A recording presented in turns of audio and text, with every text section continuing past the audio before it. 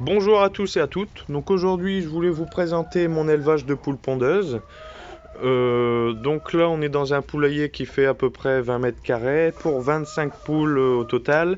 Et d'ici quelques semaines, on devrait passer à 40. Donc là, elles sont enfermées avec le temps. Il fait humide et il pleut. Donc je préfère les enfermer. Ça m'évite tout ce qui est maladie. Une poule, faut savoir qu'elle est très sensible à l'humidité. Pas au froid, mais à l'humidité. Et sinon, elles ont un parcours à l'extérieur où elles peuvent courir.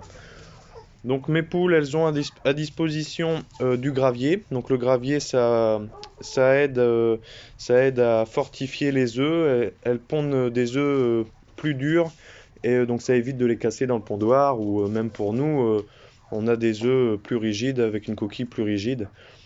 C'est quand même mieux.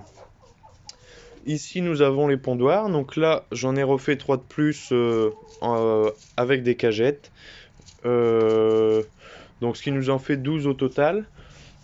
Je mets plus de paille en bas, puisque en bas, elles viennent gratter. Elles viennent gratter et elles m'en mettent partout. Elles les utilisent pas.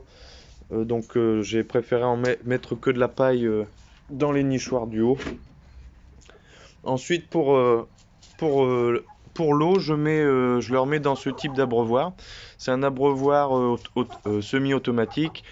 Je trouve que c'est idéal, ça évite tout ce qui est maladie, etc. Comme à chaque fois qu'il n'y a plus d'eau à l'intérieur, je le lave et elles ont toujours de l'eau saine. Et petit plus pour l'hiver, je leur mets un mélange de l'infusion de thym.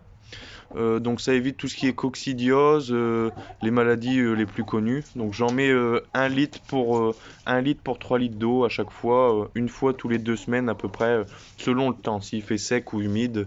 Là aujourd'hui, comme il a fait humide, hop, je leur ai fait une infusion de thym. Donc je mets des branches de thym de jardin que je fais bouillir à peu près pendant une demi-heure, trois quarts d'heure. Et une fois que c'est bien infusé, que l'eau est bien marron, là je le mélange avec leur eau. Et ensuite, donc pour le mangeoire, c'est un système avec une descente de gouttière que j'ai trouvé sur YouTube d'ailleurs, qui est pas trop mal. Ça m'évite le gaspillage. Donc elles le font tomber par terre, mais après les autres elles le ramassent. Ça m'évite tout ce qui est nuisible, etc.